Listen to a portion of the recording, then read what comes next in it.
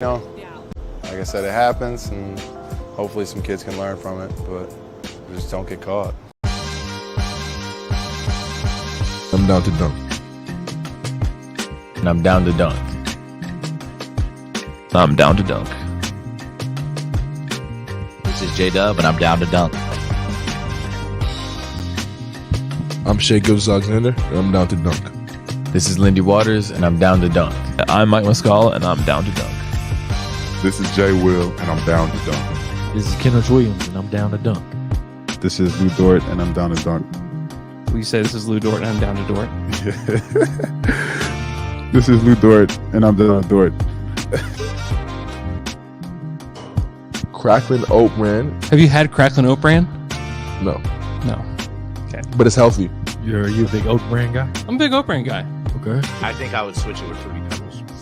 Okay, eat faster. Don't put as much in the bowl. Do you have a gallon of milk I can also take home? You don't have milk at home? One cinnamon toast. Okay. Crunch. Yeah. Cereal is great. Yeah.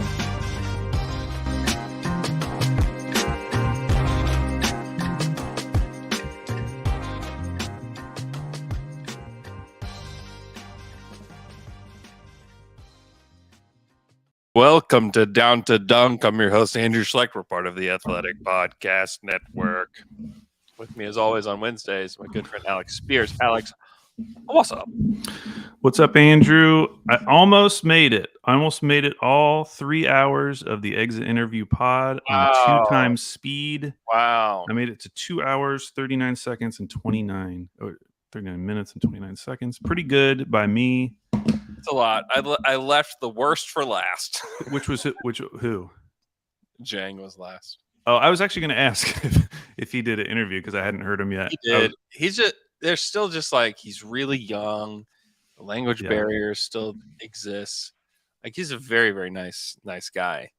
But it's just hard to get like real stuff, out of him. Also, like with the season he had too, it's like, what are we really going to say? Yeah. Damn, if you're on YouTube, you get to see this my hair. Can you see it? Yeah. Pretty good. It's the off season. Yeah. Just woke up, cannot get this guy to go down. Look at that. If you just tilt your head, it'll go right by the TV and you yeah, that's true. And you can't see it. Like There you go. Now it's camouflage. Well, welcome to the off season. We're gonna do a tankathon spin. Woo! This show to just settle ourselves back in. So McKelly weirdly predicted what happened in the last on Monday, where he was like, "We need Chicago to jump up," and they jumped up, and it was kind of scary. I will actually say that if I could. Assuming OKC doesn't jump up to one, mm-hmm.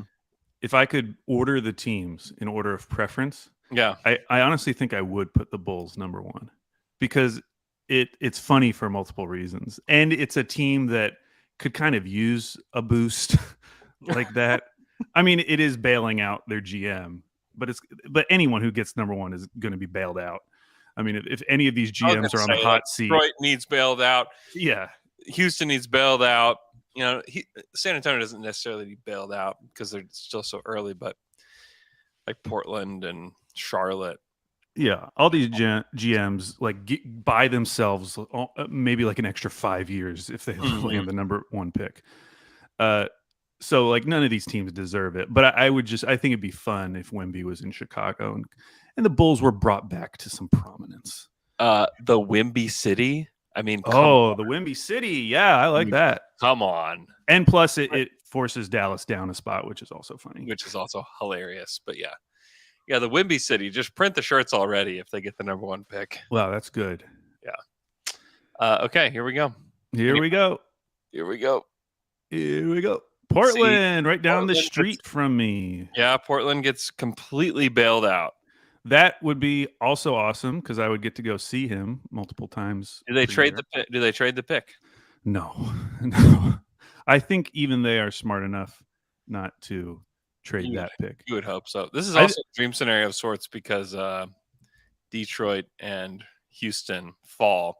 Gosh, 5 and 6, and the Spurs to 7. dude, the Spurs to 7. Like, how devastated would you be if you went through that crap of a season and you fall to 7? You know, it would be similar to what our first year was. I was going to say, it would be just like OKC falling to 6, where people are just laughing at OKC. Yeah, it would be much tougher for Detroit and Houston just because they've now experienced it for 3 years. Yeah. So if they fall down, and one of them probably will, in all likelihood, at least one of them, it's going to be just a brutal experience. Yeah. Brutal. Somebody's going to be miserable. And it's just funny, like in this particular spin, that it's Detroit, Houston, and San Antonio. Yeah. Like the 3 biggest tankers all year, all fall.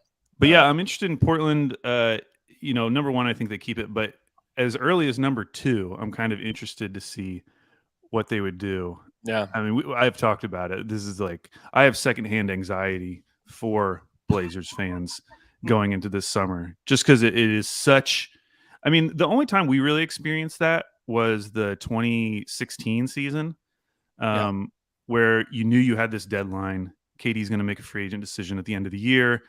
The team, starts to go in a little bit by trading the picks to get Cantor and Waiters in the previous at the previous trade deadline. And so you kind of had that in the back of your mind that whole 2016 season. And then, they come out post All-Star break and they're just like not very good at all. Mm-hmm. So you're starting to wonder like, oh my gosh, what is happening? And then they go on that awesome run and it doesn't matter. But Portland is having like a version of that is much scarier to me, because I think the biggest risk for them is, what if they do get number 2 and they do decide to trade it? And they end up trading because at that point, they would have some really good young players. They'd have whoever the number 2 pick is. They'd have Shaedon Sharpe. Anthony Simons just got signed to a big deal. Mm-hmm. They come out of this summer and have traded like 2 of those 3 for a guy who's not like Joel Embiid. I would be kind of pissed as a Blazer. Yeah, I was going to say, it's got to be like Embiid or somebody that caliber. Mm-hmm. It has to be somebody that caliber. You cannot sell me on like Siakam, trading the number 2 pick for Siakam or something. Yeah, don't do that. Don't do that. It would make, Portland would be a lot better next year, but like long term. Yeah. Although maybe if they could trade, the number 2 pick and get off of Nurk's deal and get back like Siakam and OG. That was Siakam and OG. But even still, I wouldn't really want to do that. Don't do that. Excuse me. Thunder still at 12. Who do you like at 12 right now? And that we can talk about the coin flip. The Thunder lost the coin flip to the Bulls.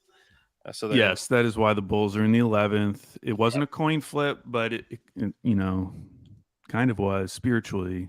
I prefer to talk about it as a coin flip because it makes more sense to me. Right. But yeah, we lost the coin flip, which, in some respects, not great because we do lose, I think, like 0.5% odds to jump up. But hey, last year we had the 12th pick and drafted J-Dub. And therefore, it'll always be the same caliber of player. That's right. 12. I ran through a brief history on Twitter of the 12th pick, and it's actually kind of wild. Decent. Players. Yeah, here it is. J-Dub, Josh Primo, Tyrese Halliburton, PJ Washington, Miles Bridges. It also has a very checkered history. Okay. Luke Kennard, Taurean Prince, Trey Lyles, Dario Saric, Steven Adams, Jeremy Lamb, Alec Burks, Xavier Henry. Like, there's some like good players in there, like Halliburton, PJ Washington, J-Dub. Like, there's some good players in there. Like, somebody, obviously, like J-Dub is probably like the shining star in Halliburton as well.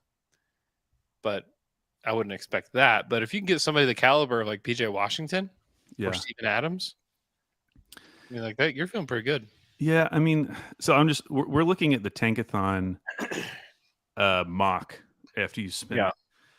And like, it's just all guards. It's literally starting at 12, it is 1, 2, 3, 4, 5, 6, 7 guards in a row. Yeah.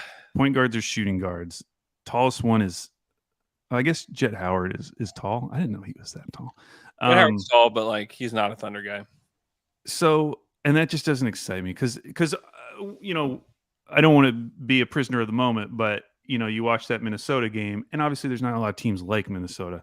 But at the same time, we have talked about all this season, man, it would just be nice to have a little bit more size somewhere on the roster. And I actually feel like we have good size at the guard positions.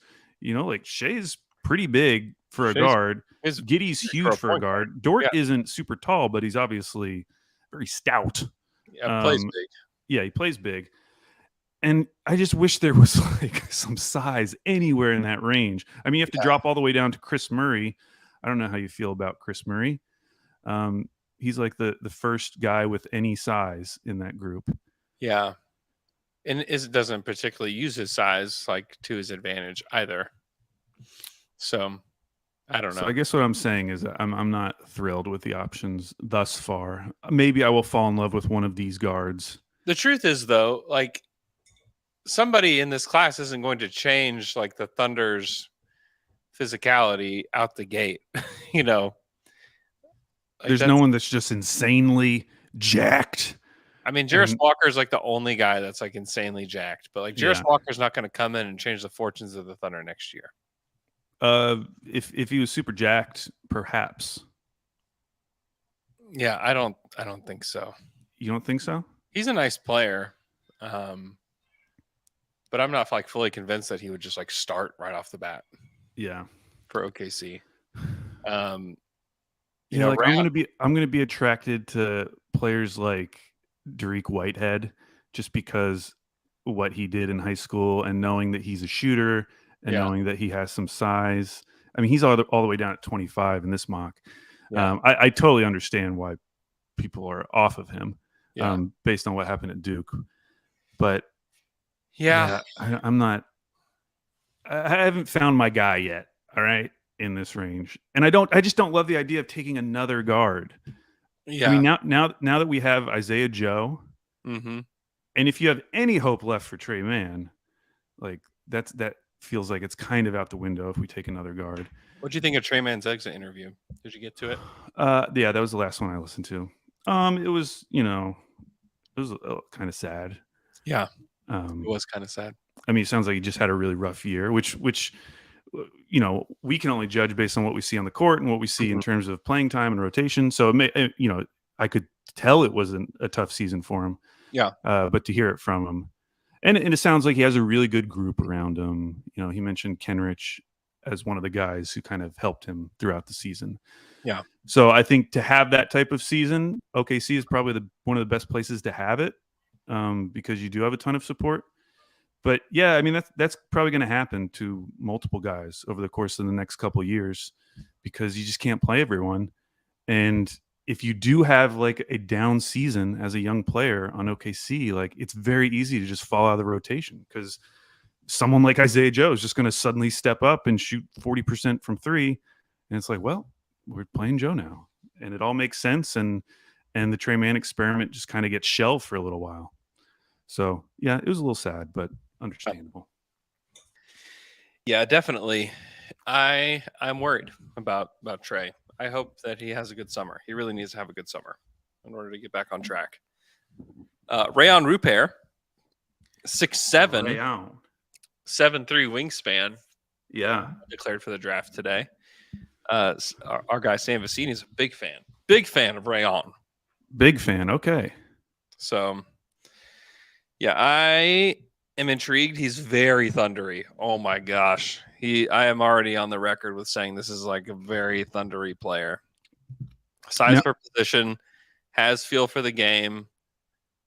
He's a pretty awesome defender. A lot of people are going to think he's just like Ousmane Dieng because he's French and plays for the Breakers. and literally everything you just said before that as well. So what is it? What are the big differences? Well, I think that there's two kind of big differences between the two. I just think that Rupert is just like way more aggressive than Dieng is. But also like Dieng is legitimately 6'11". Rayon is not. Rayon is like 6'7", 6'6", 6'7". He measured at the Draft Express guys said he was 6'7". I had always seen the measurement at 6'6", but maybe he's grown because he's super young.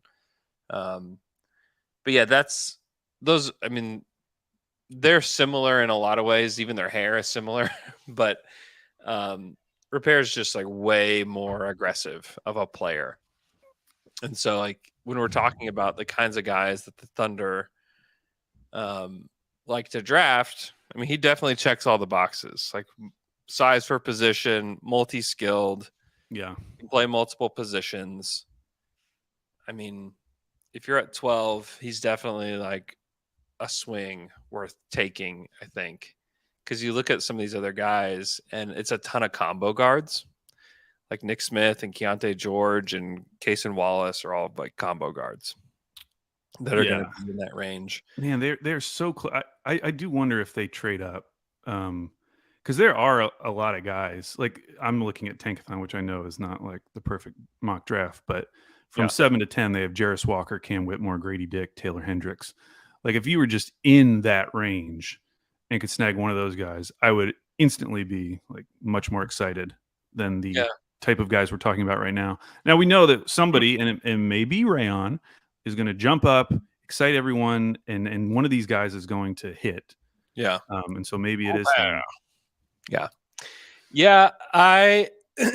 Somebody, I mean, this time last year, J-Dub was in the 20s and we didn't have any clue. Yeah. I kind of want to go back and remember who was in that like 12 range last year that we were like mostly thinking about. I mean, I know by the time it was the draft, it was like, Dern, people thought Dern was going to fall that far, which he ended up doing, but I can't remember who was in it at that time. Yeah, I mean, I think definitely AJ Griffin was somebody we talked a lot about. Yeah, and I thought he was going to go like way higher. Yeah, Abaji was somebody we talked about some. We talked about Johnny Davis in that range. We talked about Sohan in that range. We talked a lot about Sohan, yeah.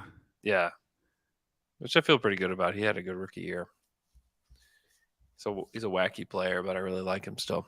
Yeah, those are the kind of guys. We talked about Shaden Sharp even falling to the Thunder. There was a lot of Shaden Sharp talk. Yeah. Pre-draft. And, for good reason. Like he played pretty well for the Blazers. I don't know that I would go all crazy about what he did at the end of the season just because somebody's got to score the points. And I'm sure glad he did, but I'm not necessarily buying on Shaden Sharp because of what he did at the end of the season. But yeah, I think this is going to be interesting because there's not the only player that screams Thunder is Rupert in this range. Like could Scafino, like no, like Keontae George, not necessarily. Like he's 6'4". Nick Smith is 6'5". Like maybe they would take one of those guys, but that would basically, if those guys are any good, it'd basically be curtains for Trey Mann, Yeah. Yeah. And in terms of targeting teams, it seems like Dallas and Portland, especially if Portland fell, are like the two targets as far as trading up. For Portland, it's pretty like, it doesn't necessarily have to be a player. Like they could just use more picks. Like if you did another Ousmane Dieng like trade where you gave them 3 firsts for a first in that like 8 to 11 range, that would really help them out because now they have a lot more ammo to go out and make a bigger deal. I don't know if they do that. I don't know if they should do that, but I just think it's really hard to trade a lottery pick for a player and get a good return. Like that high of a lottery pick. Yeah, the Thunder, I mean, they obviously have players that you could trade for a lottery pick, but they're not going to trade the guys that it would take to get there. Yeah. It'd have to be like Giddey or J-Dub.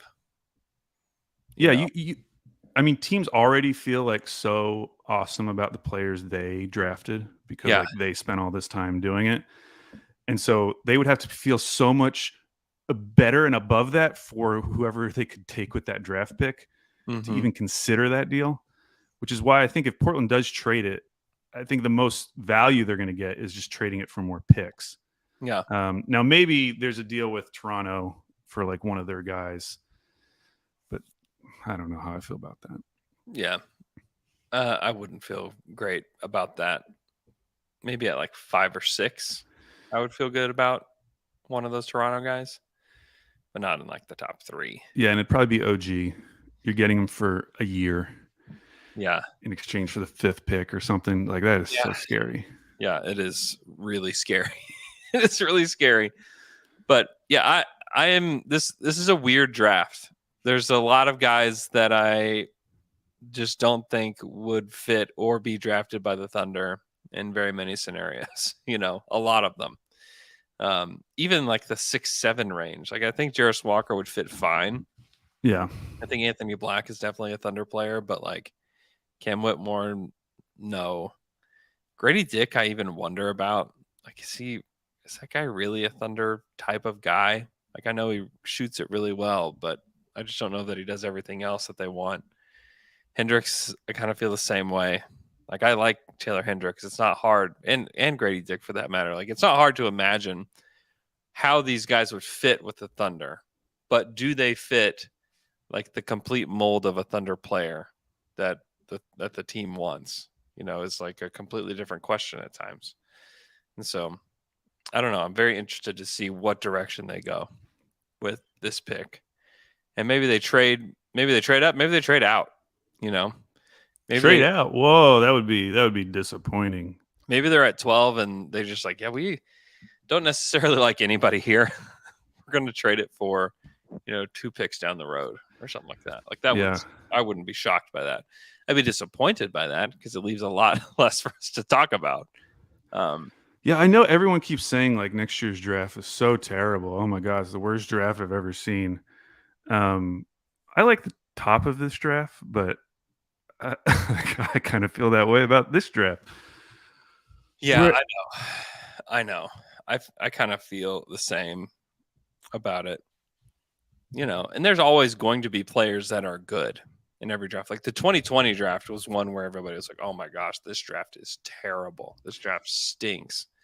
And like it had Edwards and LaMelo and Halliburton, Halliburton and Vassell, Bain. Yeah, there will always be good players in every single draft, whether that's a good or a bad draft. In every single draft, there's going to be good players. So I'm thinking just how it's setting up. Some of these taller guys are going to jump up into the lottery just because are there really that many teams who need a 6'4" guard? Because there's plenty of those guys in this draft. But like someone like Leonard Miller, who I know he has his warts, but a guy who's 6'10", 211. Yeah. Like that's the type of guy, just because like, I don't know. Apparently you can find these 6'4" guards everywhere. They're everywhere. And I'm scrolling down and it's like Leonard Miller's like the one dude with big size in the second half of that draft, other than Derek Lively. Mm-hmm. So maybe those guys will jump up. Yeah. Also, like Gigi Jackson, who had very interesting freshman year at South Carolina. He might be a workout guy that like really impresses. It's like, oh my gosh, like somebody may take him at 13 or something. Yeah. So yeah. So also I'm just starting to watch some Kobe Buffkin. Yeah, what are you thinking? He's fun, but I don't know. He's 6'4", skinny as a rail. Like I just I feel like every guard in this range is he's 6'4", 170 something pounds. Yeah, he's 6'4", 175. Yeah, the dude is like so skinny. I don't know. I'm not huge on Buffkin. I love his name though. I'd love for there to be a Buffkin Thunder jersey out there. I guess if my only criteria is a guy who's jacked, I guess Gigi Jackson should be my guy. He's like the most anti-Thunder player. But he's pretty jacked. He's jacked, but boy, there just ain't no way. Even if the league was like, hey, we want to give the Thunder just a player. We just want to give them a player just for fun. We're just gonna put him on the team. All they have to do is say yes or no. And it's Gigi Jackson. I think the same. No way, Jose. Okay. exit interviews. I listened to 2.5 hours. Hey, at least you got to listen at double speed. I did not get to listen at double speed. Oh my God. I can't even imagine, because I saw it came out and it was, 3 hours or whatever, but I knew you were there for way longer than that, which means I was there from like 10 to 5. Which means there's all that in between time where no one's even talking. It's like, well, what are you doing then? A lot of in between time. I was watching games on my laptop because it was Saturday. Oh yeah, it was the first day of the playoffs. So there were some games. They were not good games, which was kind of a bummer. But just chit chatting, sitting with Joe Masato, who was on 45 minutes of sleep. Why? Because he flew. He had to fly in. So he worked from Minnesota. Mm-hmm. So the game was Friday night. Yeah. He said he finished at the arena at like 2 or 3 a.m. Went back to the hotel and packed to catch a flight that was at like 5, and then flew in to OKC and just drove straight to the Thunder practice facility. Wow, Joe is a gamer. Yeah. Big shouts to Joe. Yeah, he said how did he survive? He slept on the plane. I don't know. By the end of it, he was like a pure zombie. But he's a pro, man. He was a pro. Wow, that's very impressive. Because that was a lot of people, like people that had to travel. Yeah. That was a lot of those people, and like everybody that worked for the Thunder, even the Thunder players, like similar story. But you were bright-eyed and bushy-tailed walking in there, weren't you? Yeah. A lot more than everybody else. For good reason, I think this these exit interviews weren't all that exciting. Yeah, which was kind of nice. In some ways, like the Melo exit interview, like that's what you quote unquote want from an exit interview, because it's very entertaining. But in order to get an entertaining exit interview, something has to have gone very wrong. Yeah, something has to be wrong with your team. Yeah. So it's actually nice to kind of just have a chill exit interview where, going into it, like if you had asked me for questions for the players, honestly, I don't have like a ton of questions of this team right now. I kind of know what they need. I know the things that I would like certain players to work on or develop over the summer. Like I have a pretty clear idea of what's next. And it's hard to really have a strong opinion until I see Chet with these guys and whoever they draft in this draft. So it was kind of a relaxed atmosphere, I would say, from exit interviews. Yeah, definitely. I sat down to like write questions for every player, and I feel like I could think of something for everybody. And then I got to like Jeremiah Robinson Earl. I'm like, what in the world do you ask? Did he even do one? Yeah, he did. Oh, yeah. He did? Yeah, okay. He's one of the last ones. Okay. He's a nice guy. We ended up talking about chess a lot. Oh yeah, because he's starting to get into chess. So he's a super, super nice dude. Really good guy. But yeah, you just kind of what are we gonna talk about? Yeah, Robinson Earl. But yeah, I thought there wasn't a ton to take away. I did think Shea's answer on somebody asked him about you're getting all these accolades this season. Mm-hmm. Is that pretty cool, basically? And his answer, like he kind of went a little deep, talking about these accolades and brought up the fact that one thing I've learned over my career is that those accolades are kind of tied to like team success as well. Mm-hmm. And he said, I feel like I've been a really good player for multiple years now. But I realized this year that all that stuff comes when you're actually doing it as a team. Mm-hmm. And that's when you really get the individual accolades, which I just thought was a kind of point of maturation, I guess, for Shea, because it made me think back to This Isn't Plan A press conference, which, that was like the only time Shea has ever said anything that was like even mildly, controversial in any way. Mm-hmm. It's the only time he really has given a soundbite like that. And to be fair, like I thought that was fine for him to say at the time. Like it was totally reasonable thing to say. He kind of had these expectations for what his role would look like on a team based on how he thought of himself. But for a year later to come back and be able to recognize that like all this good stuff that's going to come for me is going to come as secondary to the team having success. I just thought that was a really good insight by him on his own kind of journey and the way he perceives himself, not just in the league, but on his own team, and like how he is going to get to those achievements that would be nice, Yeah. I thought that was a really good answer by him. Yeah. I mean, Shea, whether it's in that setting or if you talk to people behind the scenes about him, like he's just different. Like he legitimately sets the tone for the entire team in like such a positive way where like you could not be more happy to have that guy be your franchise player. Yeah. We'll probably talk about Trae Young later, but having SGA as like your number one guy, you just feel very relaxed. Yeah. What did you think about his answer about Mark? I mean, he kind of echoed what everyone said, but the idea that all of these guys are kind of aligned. Yeah. And they've been aligned since the beginning. And I'm sure for a lot of the guys, especially the guys who are like high draft picks, one at every level of basketball they've ever played at, coming into a rebuilding situation, this year was probably, if they had any doubts, they like saw the final plan come together for them to have this huge of a jump in year 3. So yeah, everything everyone said about Mark was encouraging. Yeah. Because they could have just given like, stock answers, but everyone like immediately had something to say about Mark. Mm-hmm. And I actually thought the most interesting Mark comment was from Dario, who said that, Mark is willing to take gambles. Yeah. Which is something that we know as fans because we've seen him run out, goofy lineups that we'll then be mad about on podcasts. But it's just nice knowing that like the players recognize that too. Like this guy is willing to experiment. He's willing to try stuff out.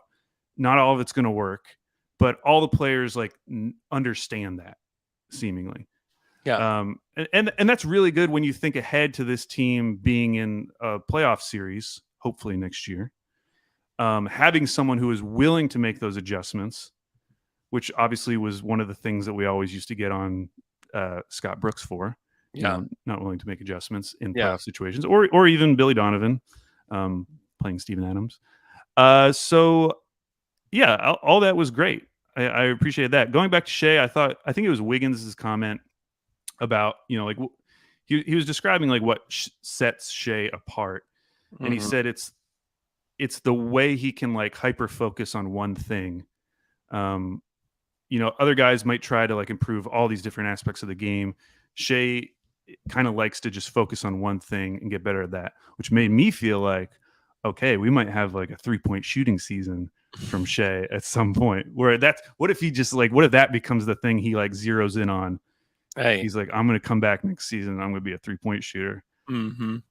Just the idea that he like can focus on one thing and make that his goal, which kind of reminded me of DeMar DeRozan, when he started out in Toronto. Yeah. He was not great initially. He was kind of just like, he was like a good stats, bad team kind of guy. Mm-hmm. But every year he would add like one specific thing. And over the course of those like first 7 years in the league, by the end of it, he was just a much more complete player. Now, that's probably not a great example since he never became a shooter.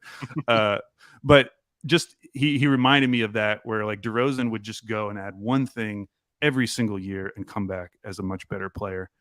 And you just start thinking about like, man, if Shea became any better, like where else is there to go at some point? I mean, he's probably going to be first team All NBA. Yeah, and with if he DeRozan comp, like Shea's already a lot better than DeRozan has ever been. I agree. More just like in terms of developing and getting significantly better. Mm-hmm. But yeah, I thought that was great. Any other players that interested me? Miguel and I talked about this Monday about Lou Dort. Shout out to Lou Dort. It's his birthday today. Oh, happy birthday, Lou Dort. Happy birthday, Lou Dort. Turns 24 today. He's born in 1999. Wow.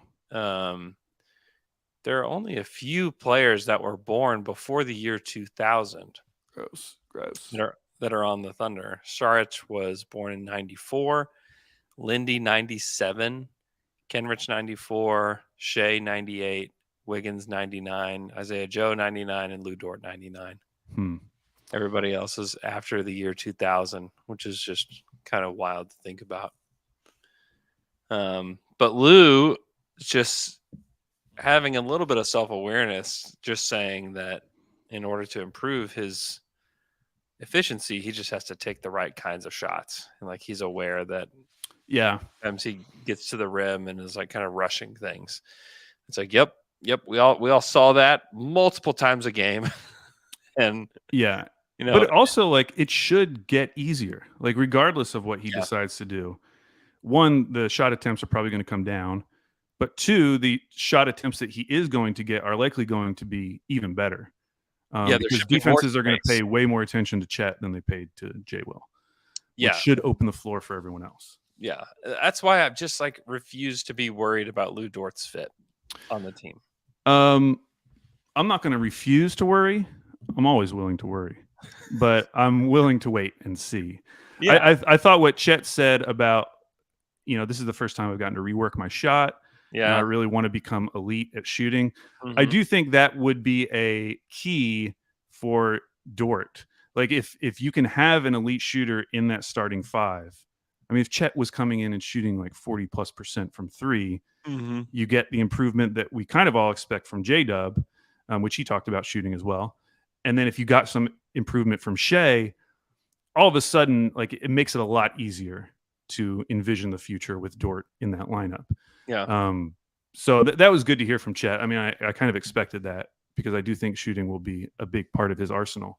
If he was an elite shooter, though, like if he was like 40+%, like, oh my gosh, like terrified, you better close out to Chet or else you're just going to get destroyed. And even if you do close out, he's 7 feet, crazy long arms. Like you can't really contest him. Like that would be unbelievable. Yes. That is the thing that I think would change everything. If you have to close out on the center, because then you start thinking about like that game against Minnesota. They probably stick Gobert on him, so one of those guys is going to have to run out and close out on him. And then if you just have one more shooter, I don't know. I'm starting to get. J-Dub said that he wants that the thing he's most focused on in the offseason is shooting. Yeah, I would if he's like super confident in his shot and where it's not just he's making them, because I felt pretty good about his shot by the end of the season, but where he's actually taking a higher volume. Yeah, that's what would really get me excited. Yeah, if J-Dub and Chet come into next season, or even if it's not necessarily at the beginning of next season, but even the season after, and it's like, oh my gosh, like both these guys are like real shooters. Yes. That would make a huge difference. That'll be thrilling.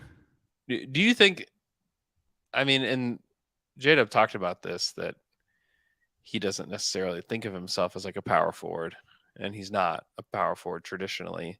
Right. Do you and I think the starting lineup next year is probably going to be SGA, Dort, Giddey, J-Dub, Chet. John, you don't think they're training for John Collins? I don't think they're training for John Collins. Okay. Although like John Collins apparently super great guy. Oh, really? Word on the street, super great guy. Yep. Would fit with the Thunder culture as far as great guys go. Really? Okay. Yeah. I never knew anything about John Collins. Yeah, I mean that's part of the thing with Collins is like that like people that I talk to that like know him or like know his situation, like he's an amazing guy. Like I don't know why the Hawks are doing this, especially to him. Yeah, like you never hear a word from John Collins. Like he's just like thrown out into trade rumors all the time. Well, and I also think there were those reports of like a specific rift between him and Trae Young, and because Trae is the star, I think a lot of the like people's ire went on to John Collins as a result. Yeah, which is like very misplaced. Very, very misplaced. Yeah, I think that will probably be the lineup. Are you of the belief that they just have to go get somebody bigger? I mean, I think that will eventually become the reality. I mean, there are just going to be some teams where I don't think that's going to work. And it's more about just having flexibility. Now, maybe JRE ends up being that guy, or maybe J Will ends up being that guy, just being able to give you a little bit more size next to Chet. But I do think there will become a point where it's like, unless one of these guys really bulks up, which I honestly think Giddey would be like the most likely of that group because he's already super tall and he's got a really good frame. Like if Giddey got really strong, maybe you could get away with it. But Jang? Yeah, Jang. Yeah, absolutely. Jang would be another potential option down the line. I just do think at some point you'll just want to have a little bit more size up front with Chet. Mm-hmm. But I'm also like, I could also see the scenario where that starting lineup that you just discussed is really good. Yeah. In certain matchups, and in fact, in probably like a lot of matchups. Yeah. I just think also, you can slide Tenrich in at the 4. Yeah, you could. You know. Yeah. So that's all it is. It's just having some flexibility. I still would just like one more big, jacked guy. Just doesn't even know how to play basketball. Just jacked. Like Ish Wainwright. I bet you they could probably get him in free agency. His shot looks so crazy because he is so jacked. It looks like when football players play in the celebrity game, like Myles Garrett or something. Yes. And their shoulders are just like so wide and they're trying to shoot a basketball and it just looks so goofy. Yeah. Yeah. Shout out to Ish Wainwright. Shouts. I cannot believe he played for the Suns. Dude, I couldn't believe that Bays was on the bench. I kept seeing Bays last night and I kept being like, oh my God, there's Bays. There he is. I forgot. That was fun.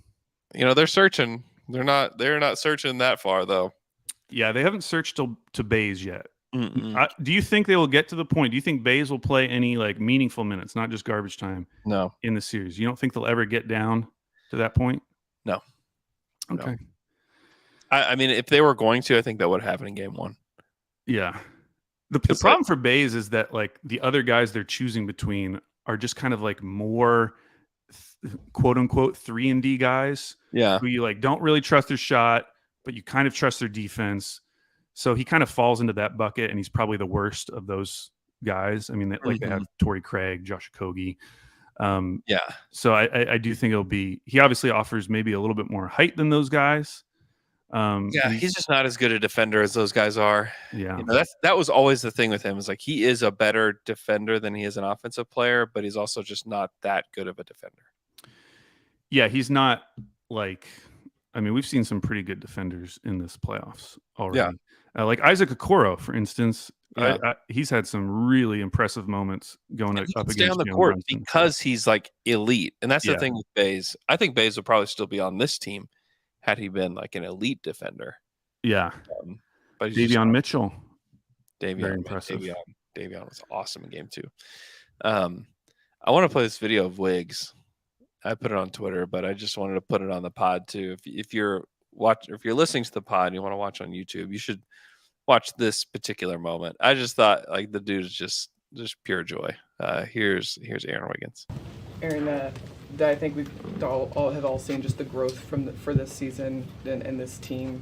For you personally, what have you thought of just how far you guys have come from the start of the season to now? My bad. I can't stop smiling, man. This year went by so fast. I was just here last year. I'm sorry. What'd you ask?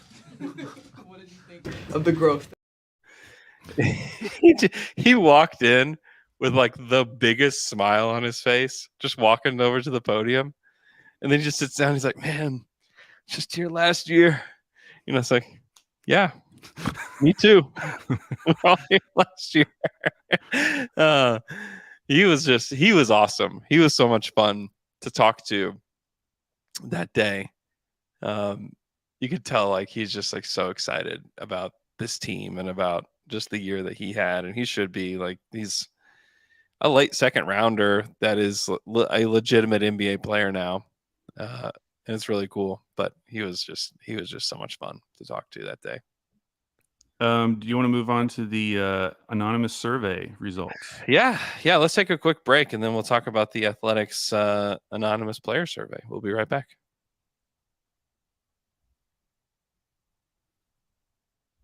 And we're back after that quick break. Al, the Athletic released a player survey, anonymous player survey. Anonymous. It was a big group effort. I mean, I got a bunch of players to talk for that, from not just the Thunder but a couple other teams, as they kind of rolled through town, and obviously all the Athletic writers are out there asking these questions. So it's kind of cool to talk to players about this and to get their perspective on things. But yeah, what are your initial thoughts? Well, first of all, I saw some tweets saying that you guys only surveyed 54 people, and I don't understand why I keep seeing that number. That's wrong. It's 108.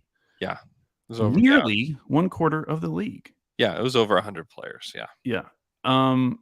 So, I mean, for Thunder-wise, the fact that Lou Dort got 11.4% of the vote for who's the best defender. Yeah. Drew Holiday being number one. Mm-hmm.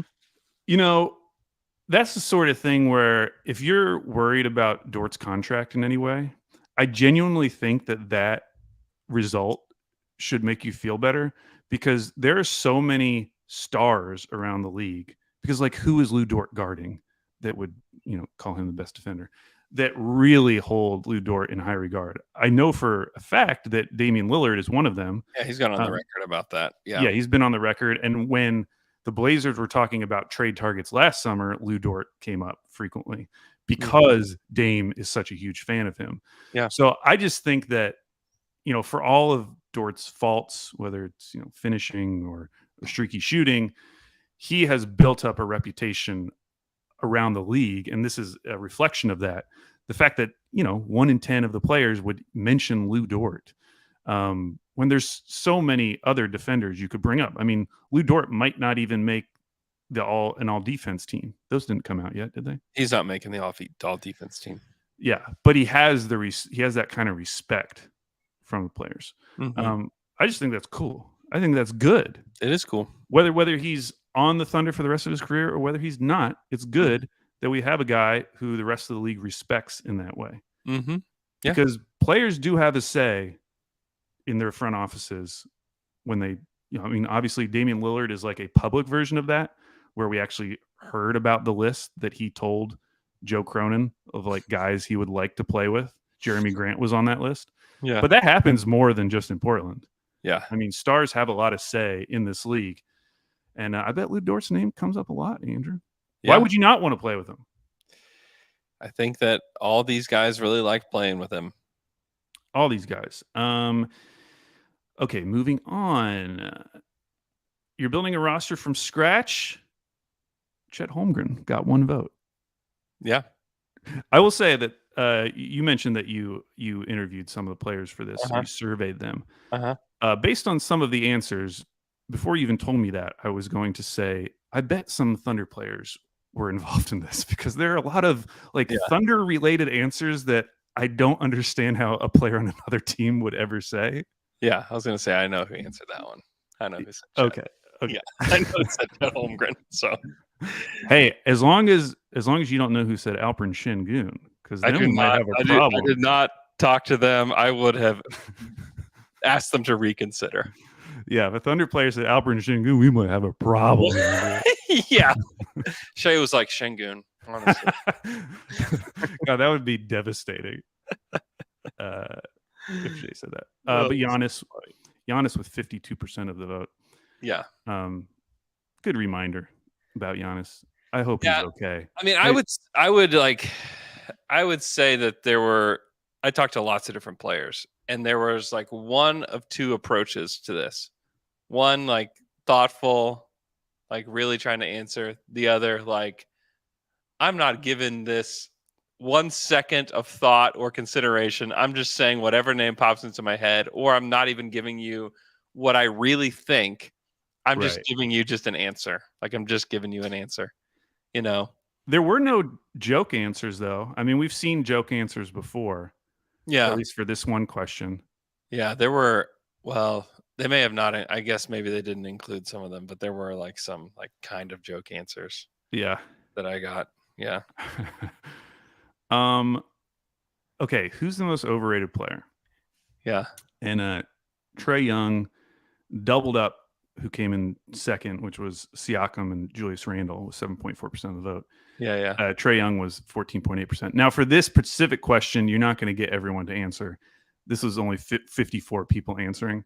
Yeah. But I do think that reflects like the larger opinion on Trae Young, not just among players, but just among fans. Mm-hmm. I do question though, like who at this point is overrating Trae Young? Because he has not been an All-Star in 2 seasons. Yeah. He's not making All-NBA anymore. I guess he was an All-Star last year. Yeah, but like this year, he put up 26 and 10, his career high in assists. I don't know. I don't know if I'd go most overrated at this point, just because I don't feel like there's very much hype at all. He might be underrated at this point with the way he might be. Like even acknowledging his faults, and you're seeing it right now in the playoffs. I mean, his last 6 playoff games, when you look at the combined stats, woof, disgusting, yeah, absolutely disgusting. And then there were the reports about Atlanta this summer is going to give their new front office free reign to improve the team, which could include trading Trae Young. Mm-hmm. So I feel like everyone's off of Trae Young at this point. Yeah, he's definitely underrated. I think that they may have just thought about it as like, which player do you just friggin' hate the most? Yeah, I mean, he's definitely like a superstar in people's minds. Yeah. But again, like he didn't make the All-Star game. Like he's not going to be All-NBA. He's still putting up crazy stats, but like it feels like everyone has decided, oh, we understand now that those stats aren't real. Like mm-hmm. he's a good player, but we're not going to reward him with all these accolades that we were previously talking about, because we've kind of seen through like some of the smoke and mirrors with Trae. Right. And when he keeps coming into the playoffs these last 2 times, admittedly in very difficult matchups, last year against Miami and this year against Boston, and just kind of like fallen so flat. You get it. I was trying to think of like teams that would potentially be interested in trading for Trae Young, because you would need a team that needs a point guard, but would also be able to put together the type of package that Atlanta would need to give up a player of that caliber. Yeah. And I really I was thinking Orlando. Yeah. Could Utah could. Yeah, after the draft, like if they don't get the number 2 pick or something like that. If like they jumped up to 2, like you don't need to do that. But if like they were like 7th. Yeah. Because they don't appear, based on how they played this season, that they're like in this rebuild for the long haul. So maybe they would be willing to make kind of like a big trade this soon. Mm-hmm. There's a few other teams that I was like maybe on. The point is there's not a lot. There's not a lot. And when you start trying to come up with Dame trades, it gets even harder. Mm-hmm. Because you're factoring even more salary, an older player, and an older player that like the team has to get, if they ever did trade, and would have to get a massive bounty for. Yeah. It's like all the difficulties we had last summer trying to come up with fake KD trades, but taken to like the nth degree. Yeah. What about Trae Young for Towns? Gosh, those players, they deserve to be on the same team. They absolutely are very similar in my mind. They deserve to be traded for each other.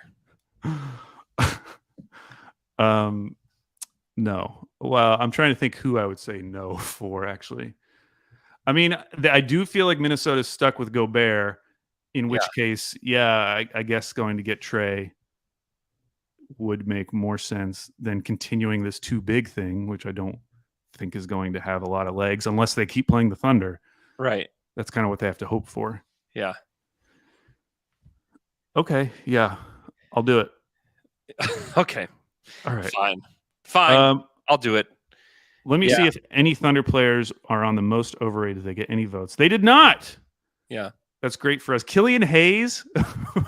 Who voted Killian Hayes? Actually, Who is overrating Killian Hayes? I actually know who answered that one too. Really? Yeah. Yeah. It must be someone who knows Troy Weaver. That one blew my mind whenever that would was said. possibly be overrating Killian Hayes. Yeah. Duncan Robinson? Come on. Yeah, poor Duncan Robinson. Most underrated player. What about Houston for Trey? I thought about that, but man, defensive backcourt of Trey and Jalen Green. And I'm assuming you got to keep Şengün. But what's the difference if you're going to welcome James Harden in with open arms? Man, this might be the one time I'd say this, but I think James Harden would bring more leadership qualities. Good Lord. Than Trae Young. Yeah, I mean, defensively, you're probably right. Not a huge difference there. No. Both of them would be great offensively. I mean, both of those guys are very good at creating open shots for their teammates. If Houston legitimately wants to be a better team next year, which player would help them be a better team next year, Trae Young or James Harden? I'd probably say Trae only because of Harden's age and recent injury history. Like him going to a low pressure environment, James Harden going back to a low pressure environment where everyone's just kind of happy he's back and he doesn't have a lot of expectations. I just feel like that's a recipe for him not playing 70 games. He already looks like he's moving at 0.75 speed. I know. Where at least with Trae, I mean, he's been pretty consistent. He played 73 games this year, 76 last year. The Rockets just have nobody that really sets the table for them. I think it could be a really good thing for Jabari and even Şengün. Definitely. To have somebody that plays like that. And even for, Jalen Green, I think you're taking the ball out of his hands quite a bit. But that might help him as well. Because I'm not sure that Jalen's going to be a guy that's just going to be your primary initiator anyways. They just have a bunch of bucket getters. Yeah. And Trae is that too. But Trae is also just a crazy passer. I was trying to come up with a trade for the Wizards, which would basically have to be Brad Beal. Yeah. And would you swap Beal for Trae Young? For Trae? Yeah. That actually kind of makes some sense for both teams. I guess for Atlanta, now you're just pushing your timeline ahead even further, bringing in probably 31-year-old Beal at that point. But yeah, a backcourt of DeJounte and Brad Beal. He's 29. Theoretically sounds good. Okay, so he'll be 30. Yeah, but for the Wizards, I would definitely do that.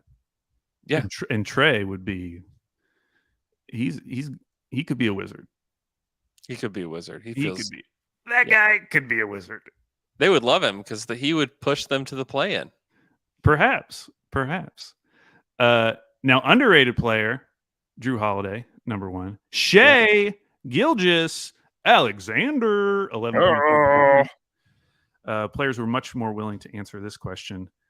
There was definitely several of these questions that some guys felt very uncomfortable answering. And this was one where I was like, okay, there were definitely Thunder players asked, because in the guys who got one vote, Isaiah Joe, Aaron Wiggins, J-Dub. Those were not all of those were from Thunder players. Oh, really? Yeah. Well, Aaron Wiggins, that could have been. Did you ask Mark Schindler? I bet Mark Schindler would have said Aaron Wiggins. Well, I know who answered Aaron Wiggins. I don't know who answered Isaiah Joe.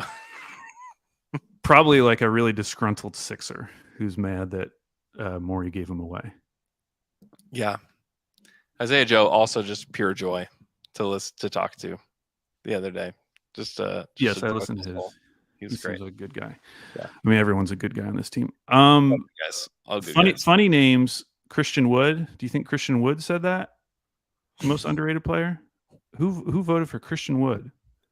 You can vote for yourself. Really? You can? Yeah. Okay. A real answer that only got one vote that I actually think better fits this answer of who's the most underrated player is someone like Kevon Looney. Yeah. Like, that's the type of guy who I think more fits for most underrated player. What he did in game 1 against Sabonis was like legitimately impressive. Very helpful player. Very helpful, and everyone loves him. Let me see if there's any other. You guys asked some greatest player of all time. Oh, who in the league would you least like to fight? James Johnson, who I always forget is still in the league. Yeah. Got 41% of the vote. There, legitimately, guys were scared of him. I had several guys answer that. One player didn't know what his name was, and he was like, who's the guy at Indiana that was doing blah, blah, blah, blah, like to one of his buddies. Yeah. And he actually answered James Jones to me whenever he gave the answer. And I was like, that's not right. Do you mean James Johnson? Like, oh yeah, James Johnson. I didn't even know his name. It was really funny. Steven Adams was, of course, number 2. Yeah. But Lindy Waters III got a single vote for who would you least like to fight? Yeah, I know the answer to how that became a thing too. But which is obviously can't say because it was anonymous. It was anonymous. I did have one of the craziest conversations with a player. I won't tell you who it is, but they kept saying unanimous instead of anonymous to me. Yeah. We had the most confusing conversation ever because he was like, this is unanimous, right? And I was like, no, this is not unanimous. He was like, what? And I was like, yeah, no, like this is, a lot of people think different things about this answer. And he was like, what? And I was like, huh? It was a hilarious, confusing conversation because he just kept asking me if these answers were unanimous. It's like, no, they're not unanimous. I don't think any of these are really unanimous. That's funny. You guys asked who has the worst fans and best fans, which Yeah. I thought the worst fans was funny because it's either bad teams, so it's like Hornets, Pistons, Rockets are in the top 6, Wizards in the top 6, or it's like the other reason, which is the Jazz and the Celtics. Yeah. Which is like, if you've ever heard of like racist fans, it's usually either Boston fans or A lot Utah of these fans. guys hate the Boston fans. Yeah. Really? Yeah. So I just thought that was funny that those guys were at the top. Makes sense. And then which arena has the best fans? Hey, the Thunder, despite not having a great attendance record this season, I was going to say, still got 5.8% of the vote. Another reason why I thought, I wonder if any Thunder players getting the benefit of the answering doubt from Thunder players. Yeah. Because that is the sort of question where you'd be most incentivized to answer your own fan base. Uh-huh. But hey, Celtics, I mentioned they were also worst fans, also best fans. Number 1, 18%. Yeah. Good for them. I think Kings are the obvious answer. They got number 2 in your anonymous survey. Mm-hmm. And then I think this is the last one that we'll talk about because I do want to briefly touch on the playoffs. But which coach would you most want to play for? One person did say Mark Daigneault. Hey. Pretty cool. And the question is, which coach would you want to play for that is not your own? That is not your own. Yes. So you couldn't answer your own coach. So now, he also got a vote. No, he didn't. Oh, I thought he did. I thought he got a vote for you'd least want to play for. No, I don't think so. It was mostly just Tibbs. Oh, okay. It was mostly Tibbs. Yeah, Thibodeau had 43% of the vote. Poor Steven Silas, kicking him on the way out. 14% of the vote. Like, he's done. To be fair, these were all asked before he was fired. Okay. That's actually kind of interesting. Yeah. Because for players to say, I think it's easier for players to look at Houston and say, oh, that's just a dysfunctional environment in general. Yeah. From top to bottom. But for players to think of Steven Silas's name, it just makes you wonder what they have heard about Steven Silas running that team. Yeah. No, it's not good. I mean, you listen to anything about Houston, it is seen as the worst franchise by far. I'm so excited for their summer though, because they have so much flexibility, and they're not going to come out of the summer doing nothing. So yeah, I think they're probably gonna end up overpaying somebody who's not that great. because like they're like, yeah, we want to add vets to this team. Well, one, there's not great the free agents aren't great, and then two, everybody else wants to as well. Like almost every team was competitive this year, and like they're going to be competing with almost every team in the league for these like really good players. Yeah. I mean, it's going to be a big problem. Yeah, if you're a vet this year, seems like a good time. Portland's like, all we want is vets. Yeah. Got to raise our average age. Yeah. I've been thinking about Portland and Josh Hart because he's been playing well in the playoffs. Been awesome. Why did they trade him? In retrospect, like I sort of get that they have a lot of guards between Simons and Sharp, and it's not like Josh Hart is huge, but now it's starting to feel like if they're going to make a big move like they say they're going to do, they're going to have to trade Simons anyways. And in that case, wouldn't it be kind of nice to have someone like Josh Hart in retrospect coming back in to play alongside Dame? Yeah. Whatever. Not my problem. I know. It doesn't make any sense. It doesn't make any sense. I would, unless they jump into the top 3, I would not be super excited to be a Blazers fan. It could get rough. Although, if they do end up pivoting and Dame requests out, all of a sudden, things could look a lot better. Yeah, you just wish that it would have been for this draft. Yeah. That you pivot. Because while like next year's draft may not be like some great draft, and I think when people talk about that, they mean it like the top of the draft. Right. Yeah. Where there's not like any like game, franchise changing players, where this year there are franchise changing players at the top of the draft. And so like if you were going to be involved in a draft, you like this would be the one that you would want to be in on just having a chance at. And they do, like to their credit, they do have a chance at it. Yeah. But yeah, I don't know. That to me, pivoting is like almost the only thing that you can do, just because I don't know how you turn that roster into a playoff roster when like who in the West is getting worse next year? I mean, we do this every year. Somebody's going to get worse, but of course, right now, it's hard to say anyone. Yeah, clearly is going to get worse. Who is like the best candidate for getting worse? I mean, if the Clippers lose, I guess the Warriors theoretically could get worse because they're probably not going to pay all these guys. They're going to get worse, but like they're still going to have Steph. Yeah. So like they're not going to just like fall out of it unless Steph gets hurt. Yeah, all the rest of these teams are banking on getting better. Yeah, the only teams that even like Houston like thinks they're going to be better next year. Maybe Utah just like takes a big step back, but I don't know if they will because they're going to bring back mostly the same team with a lottery. Like I know. Did you see Tony Jones quote retweeted me like 2 weeks ago? No. What? God, Tony is so wild. Oh my I was just saying I'm really interested to see how Utah plays this offseason going into next season because of that top 10 protected pick. Yeah.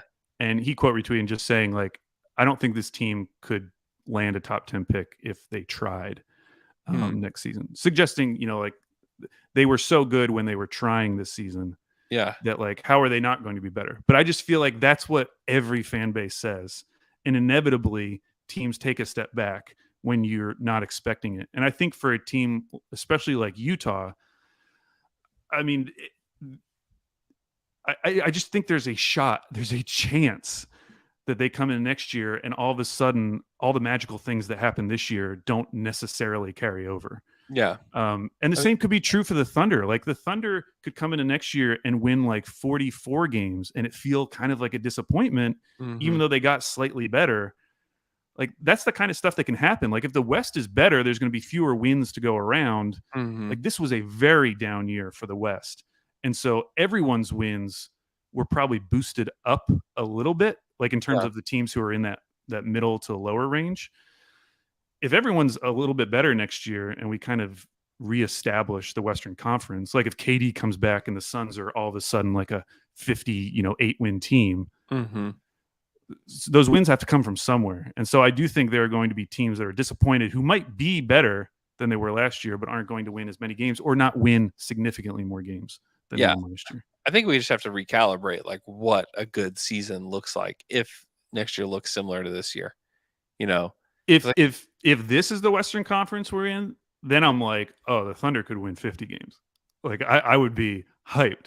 But if you told me like this was just a down year and the West is bouncing back next year and we're going to have a 60-win team, which we usually have in the West, now all of a sudden I'm thinking, okay, maybe if we're recalibrating to normal West standards, maybe the Thunder win like 45 games.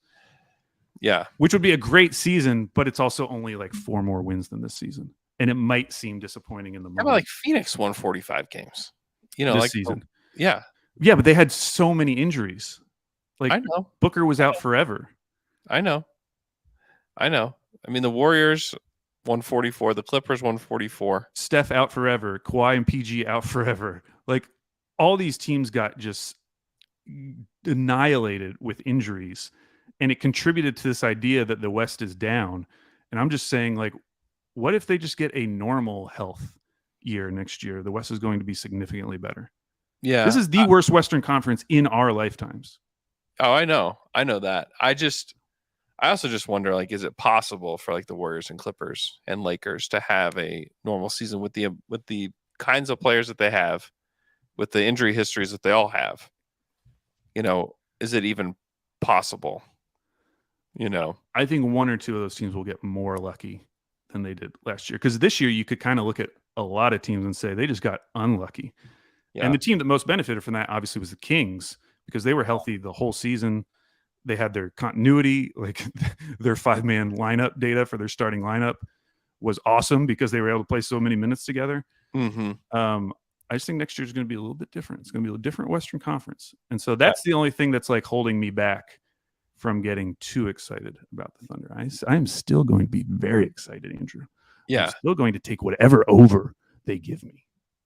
Yeah, what do you think the over-under is going to be? What do you think like a fair over-under is for them? I bet it's 41.5, and every Thunder fan is like, you obviously go over. It'll be 41.5 or 42.5.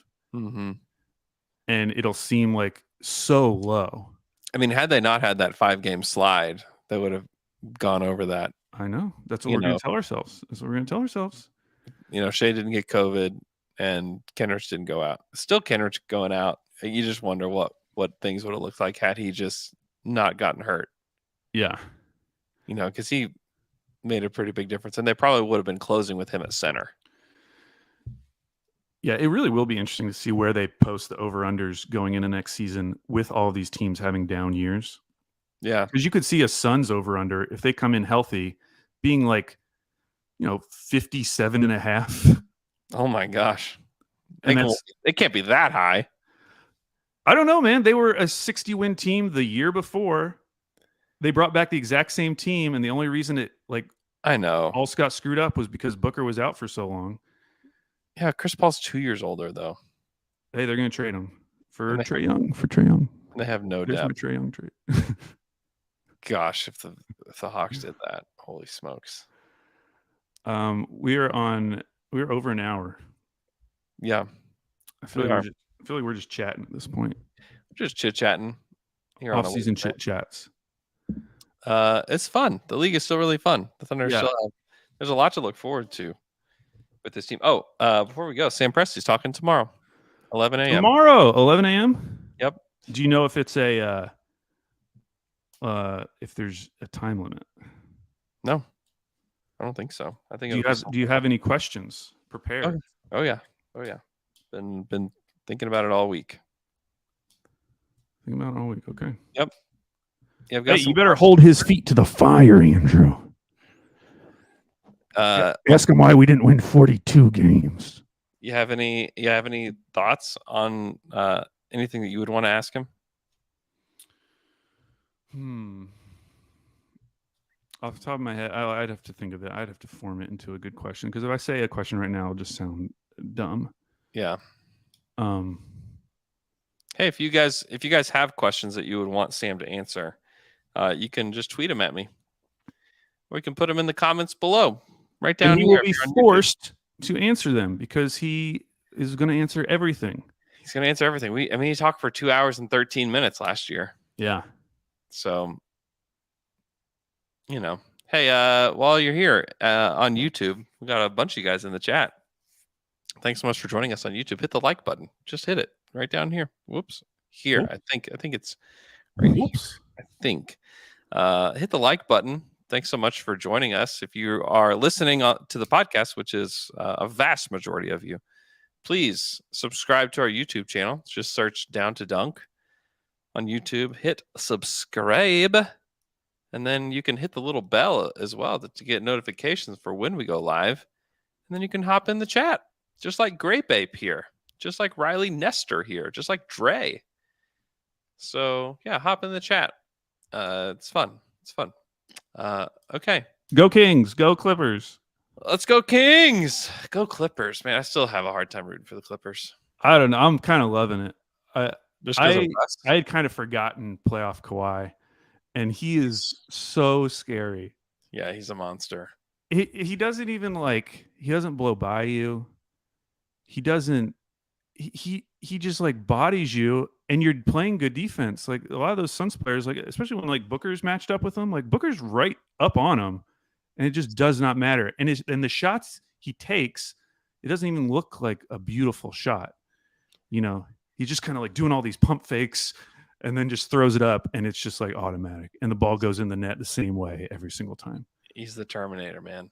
It's been awesome, and I'm so excited for Russ just to have this opportunity. Yeah, he was awesome again last night.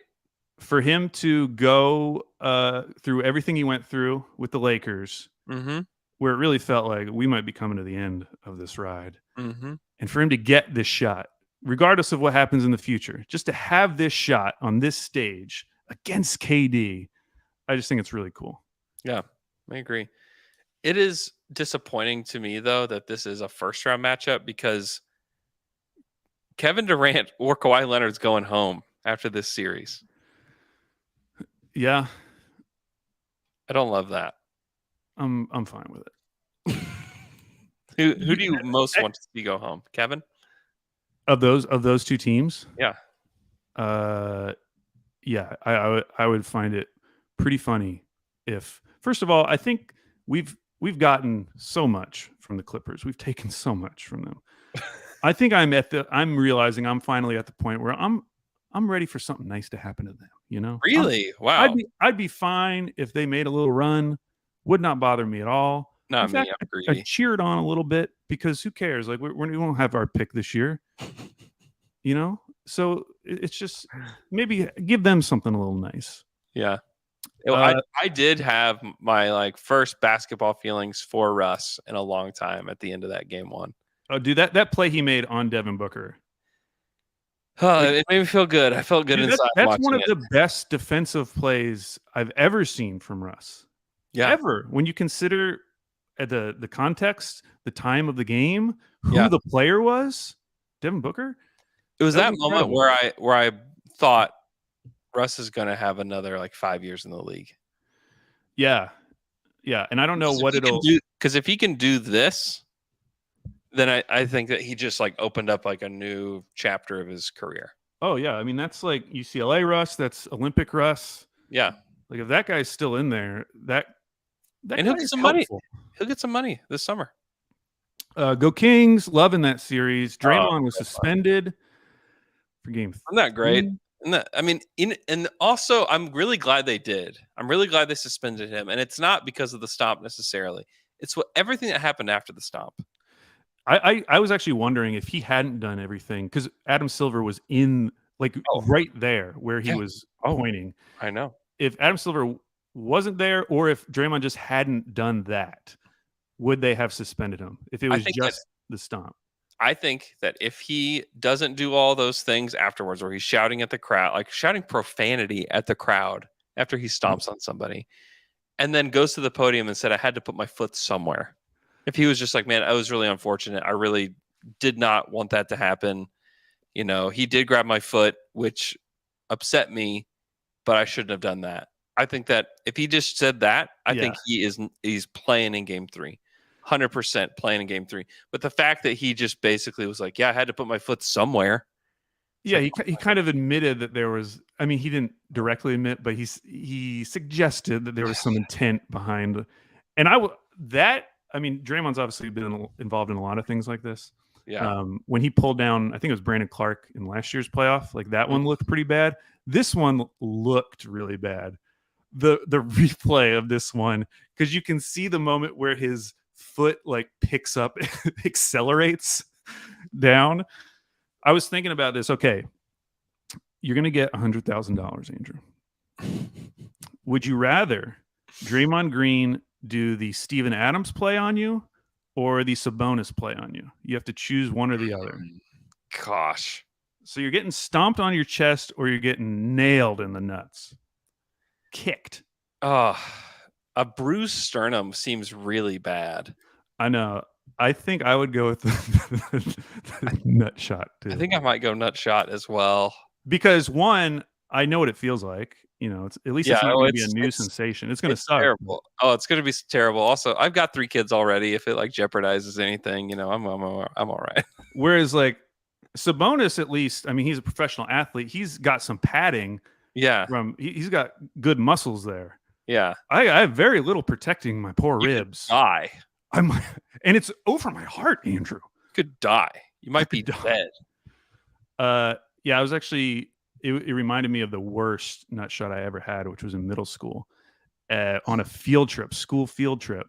We went to like one of these places that has an arcade. It may have been like Rock and Roll Rink or whatever, but they had a pool table, and a kid who you will know, and I won't say his name, grabbed the cue ball in his hand and punched me while holding the cue ball.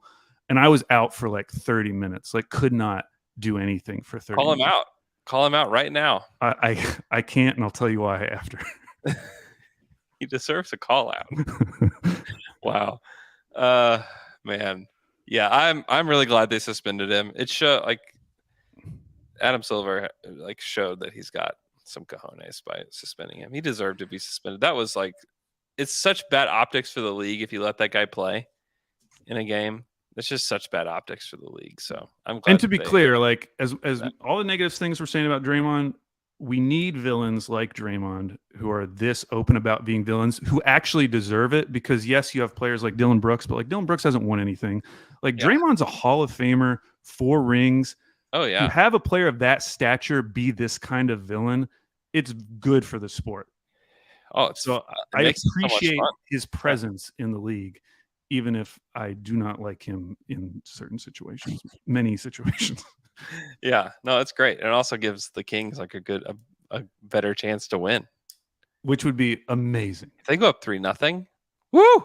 That series is definitely giving me 2016 flashbacks. Yeah, for different reasons, because obviously that it's not a 73-win Warriors team that we're talking about in their prime, but just a team that, I mean, everyone picked the Warriors, and to see them just get outplayed and outrun the way that the Kings are grabbing every rebound and trying to run on the Warriors, it feels like these teams are in just like different points of their basketball lives right now. It also just feels good that it's the Kings. Like if this were the Clippers or even the Lakers or somebody like that, it wouldn't feel as fun. Yeah. But because it's the Sacramento Kings, you're just like, oh my gosh, it's the Kings that are doing this to them. It's just beautiful.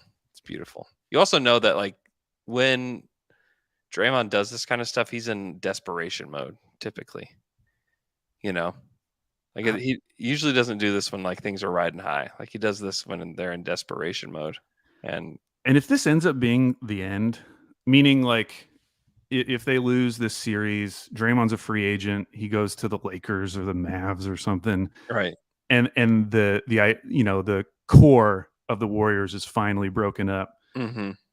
Like these incidents are going to be like in the first paragraph of Draymond Green's NBA biography. The fact that he could have cost them a ring, and then the Jordan Poole punch, and then this season, this dynasty potentially ending, like getting some finality to it because of this stomp.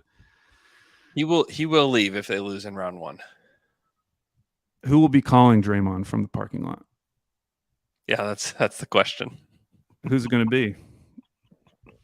Is it going to be Bron? He loves Bron. Kyrie. Kyrie. Ooh. That would be, dude. How much would everybody hate the Mavericks if their big three was Luka, Kyrie, and Draymond Green? That'd be a terrible team. Everybody would hate them so much. I'm actually looking at Dallas as a Gobert landing spot if Minnesota decides to cut their losses. I'd hate the team even more. Actually, Draymond at least has like some redeemable qualities. Is there any way for them to get both? I think possibly. They would trade THJ and Bertans, get Gobert, and I think they would still have they wouldn't have a full max, obviously. Hopefully Draymond's not getting a full max. Not getting the max. No. Gosh. There's a team to hate. That's the most hateable team in NBA history right there. Ooh, I love that. T-Dot says that Dame is calling Draymond. Would not shock me.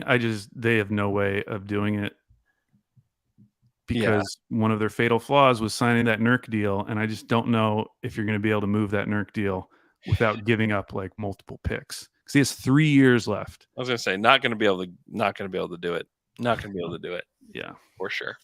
Okay, we're at an hour 25. Woo! Enough. Let's go to 3 hours. Match the exit interview pod. Let's try to do a Presti style pod. 2 hours and 14 minutes. No, thanks so much for tuning in. Hope you guys have an awesome Wednesday. I'll probably post Presti's interview on the feed as well, just so you guys can have it. It's just I don't know about you, Al, but I just like to have it there so I can listen to it at like double speed, rather than like sitting there through it on YouTube or whatever. So I'll probably post that as well for you guys. Again, have a good Wednesday. We'll talk to you guys again on Friday.